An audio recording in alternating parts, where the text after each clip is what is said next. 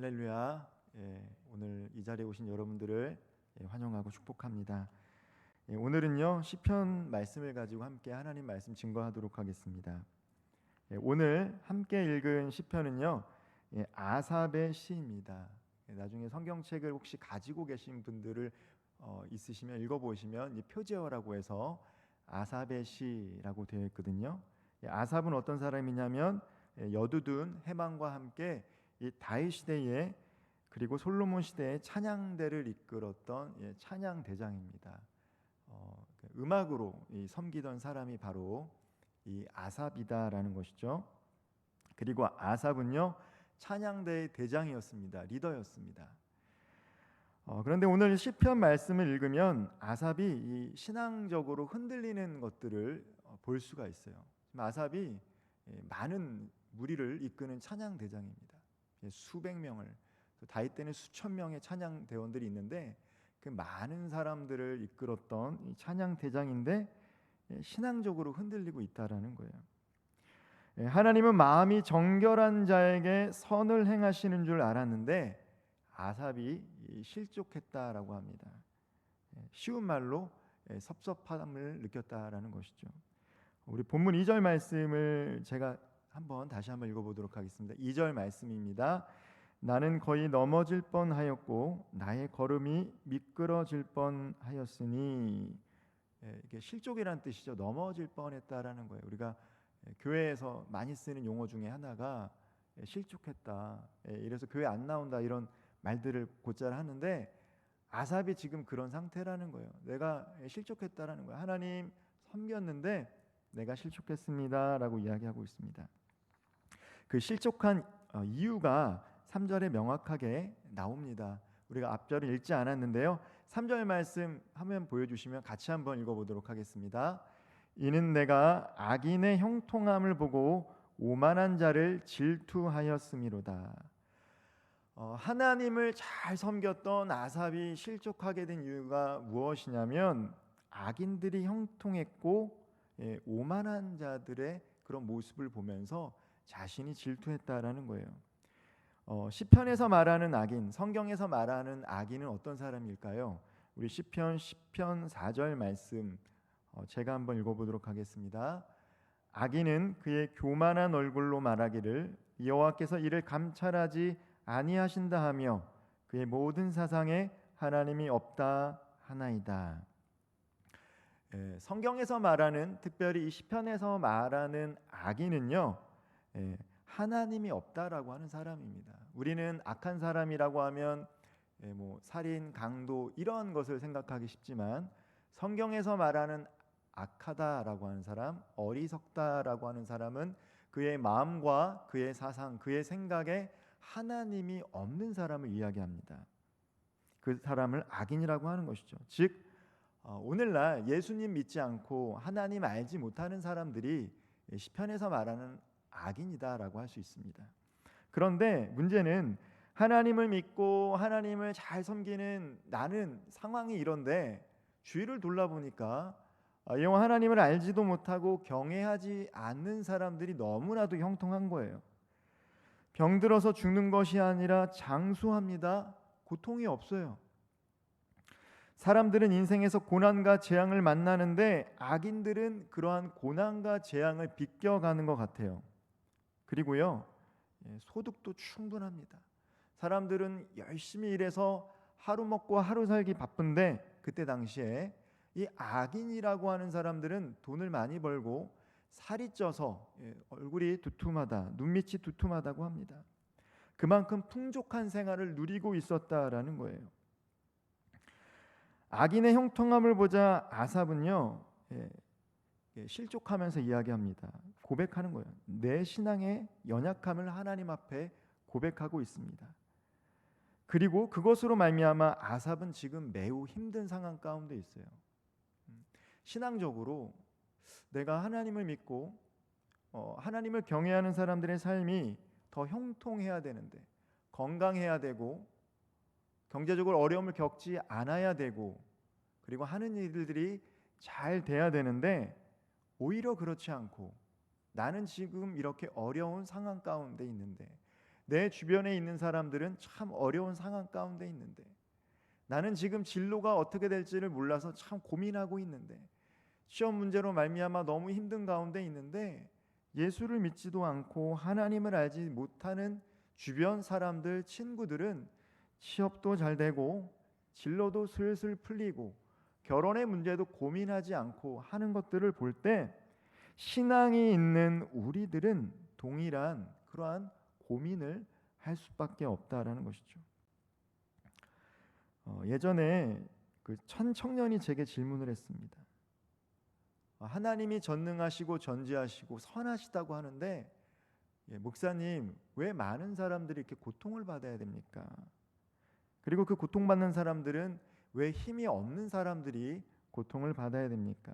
오히려 하나님 알지 못하고 사람들을 함부로 하는 사람들은 떵떵거리며 잘 살아가는데, 예수 믿고 하나님을 경외하면서도 그렇게 힘들어가는 사람들이 있는데 왜 우리는 이것을 어떻게 설명해야 됩니까? 라고 이야기를 하더라고요. 이 사회의 구조적인 문제 속에서 이러한 불이함이 있는데 왜 하나님은 침묵하고 계십니까? 아마 아삽이 했던 질문이 제게 질문을 던졌던 이 청년의 질문이었던 것 같아요. 시대는 바뀌었지만 동일한 거죠. 하나님이 그때 계셨지만 그때도 현존하는 삶의 문제들이 있었고, 오늘 우리가 살아가는 시대 하나님을 예배하고 하나님을 찬양하지만 우리가 이해할 수 없는 일들이 우리 주변에 있다라는 거예요. 아삽과는 조금 차원이 다르지만 이 고난이 존재하는 가운데 이 침묵함을 경험했던 한 남자가 있었어요.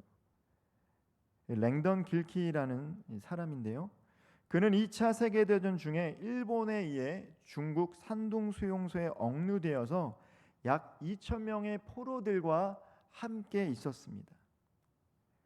원래 그는 이 하버드 대학에서 철학을 공부하고 연경대학에서, 중국의 연경대학에서 영어를 가르치던 중에 일본의 진주만을 공격해서 산동수에서 갇히게 된 거예요. 이제 전쟁이 일어난 거죠. 혹시 우리 청년들 가운데 이제 불의 전차라는 영화를 보신 분 있는지 모르겠습니다. 예전 영화인데 육상 이렇게 해가지고 금메달을 딴 그 불의 전차 영화가 있는데, 이 영화의 실제 모델인 에릭 리델이라는 사람은 나중에 중국의 선교사라고 하게 돼요. 이제 달리기 선수로 끝낸 게 아니라 그렇게 하나님께 영광을 돌리고 그는 실제로 중국에 가서 선교사로서 삶을 살다가 나중에 이 랭던 길키가 포로되었던 이 산둥 수용소에 같이 포로 생활을 하게 됩니다. 그리고 거기서 죽었대요. 근데 이 랭던 길키가 기록하기로는 이 에릭 리델이 그곳에서도 많은 사람들에게 이 선한 영향력을 나타냈다고 합니다. 이 랭던 길키라는 사람은 약 2년 반, 1943년 3월부터 1945년 9월까지 그곳에서 포로 생활을 하면서 하나님이 계시는데 왜 믿는 사람들이 이런 고난을 당해야 되냐, 하나님께 영광을 돌렸던 사람, 영화로도 만들어졌던 사람, 그리고 선교를 위해서 중국에 갔던 그 사람이 그렇게 수용소에서 죽어가는 모습을 보면서 이렇게 고통과 고난이 존재하는데 하나님은 어디 계시는 걸까라는 질문을 이렇게 자기가 자서전적으로 책으로 남겼습니다. 지금 인상 깊었던 글귀가 있는데 제가 같이 한번 읽어보겠습니다. 나는 내가 겪은 모든 사건을 하나님이 결정했다고 믿지 않는다. 하지만 의도하지 않고 원하지도 않는 환경에서도 창조성을 경험하면서 나는 하나님이 모든 상황 가운데 역사하심을 믿을 수 있다. 이렇게 글을 남겼습니다. 랭던 길키라는 사람도 아삽처럼 실족할 뻔했다라는 거예요.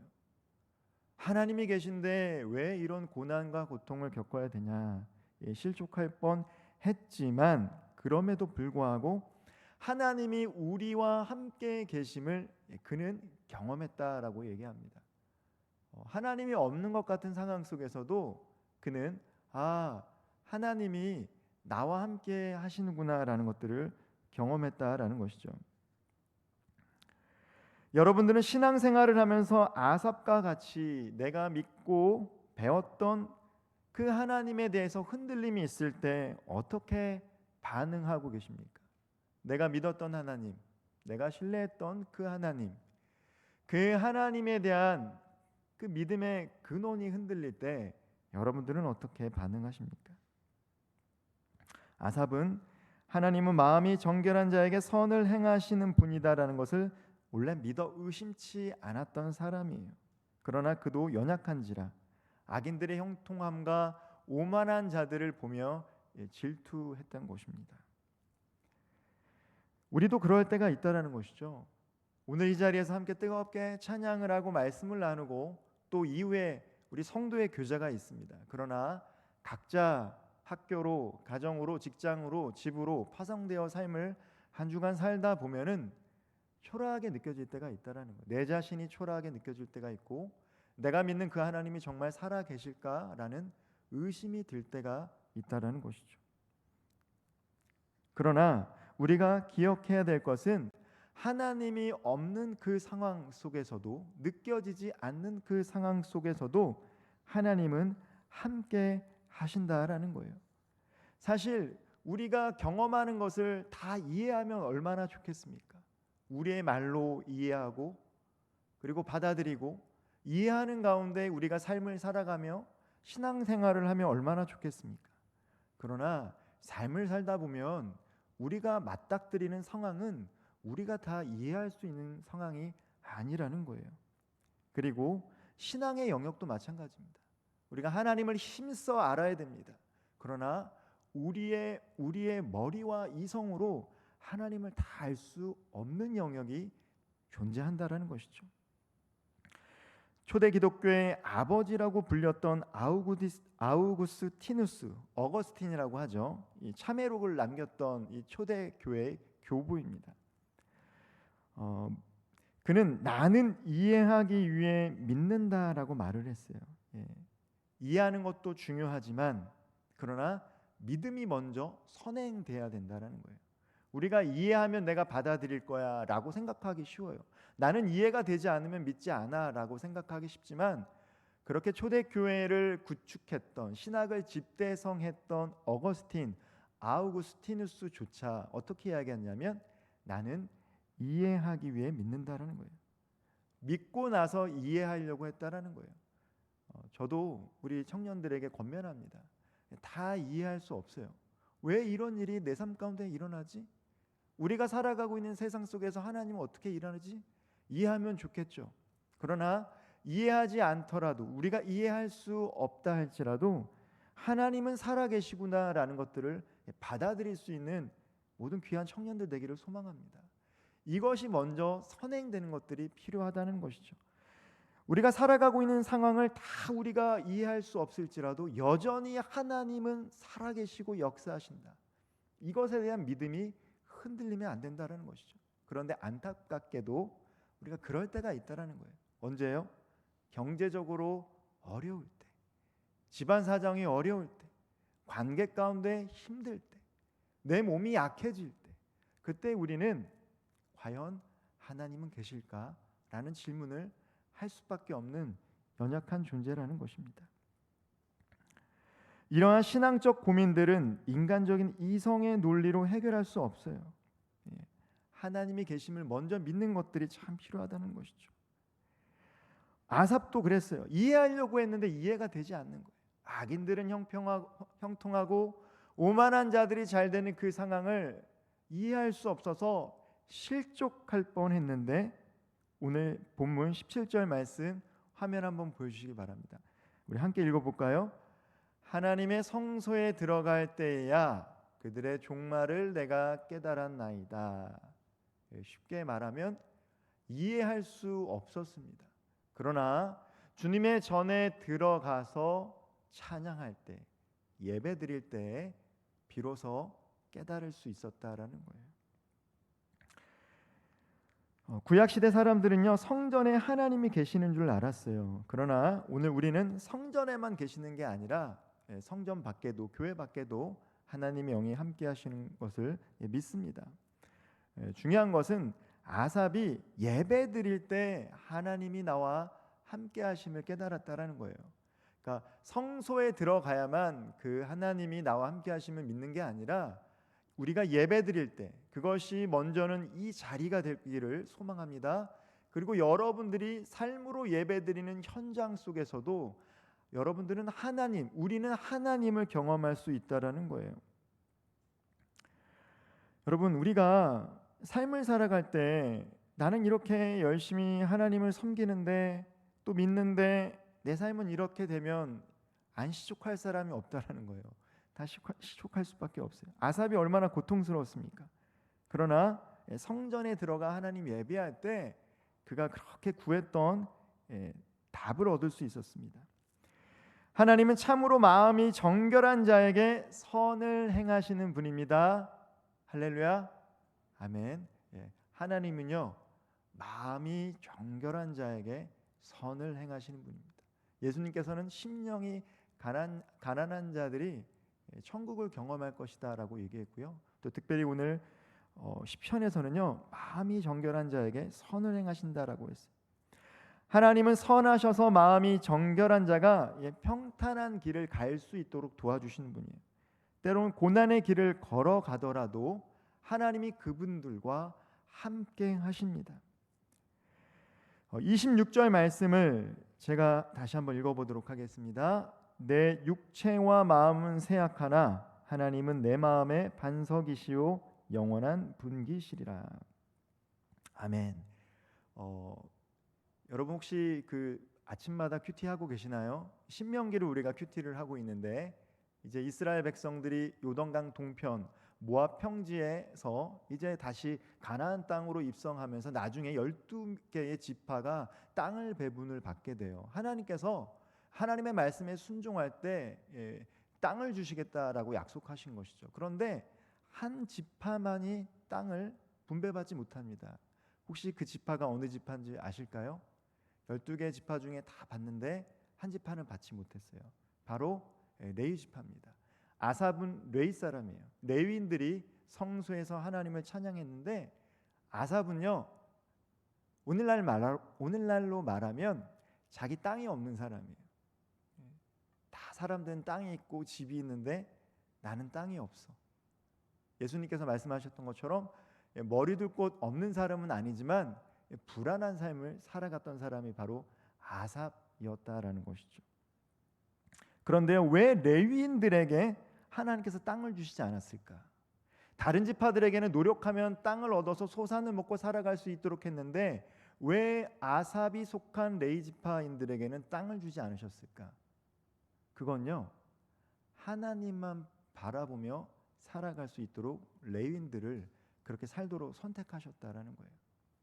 여러분, 오늘 우리가 이 자리에서 예배를 드리고 있는데 저와 여러분은 오늘날 영적인 레위인입니다.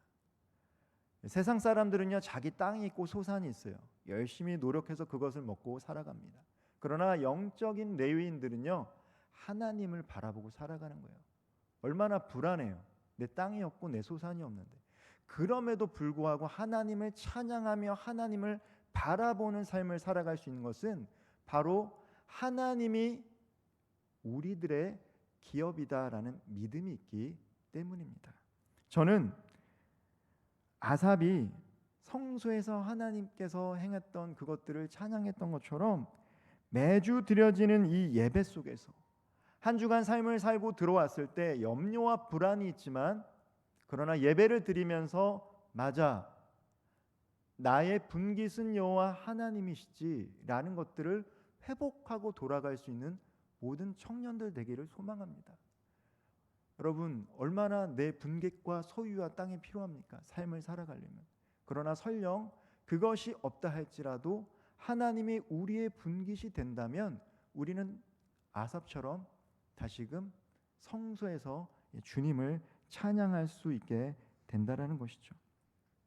혹시라도 내가 이해할 수 없는 삶의 문제로 아삽과 같이 육체와 마음이 쇠약해져 넘어질 뻔한, 실족할 뻔한 우리 청년들 있다라면 다시금 주님을 바라보기를 바랍니다. 2024년에는 저와 우리 모든 청년들이 더욱더 주님을 바라봤으면 좋겠습니다. 우리의 문제를 바라보는 것이 아니라 문제 가운데 주님을 개입시켜서 주님을 바라볼 때 주님께서 그 문제를 해결해 달라고 주님께 더 가까이 나아갈 수 있는 우리 2024년 한 해 되기를 바랍니다. 그리고 또한 우리 모든 청년들, 저와 우리 청년들이 올 한 해에는 더 가까이 주님께 나아가기를 소망합니다. 기도하겠습니다.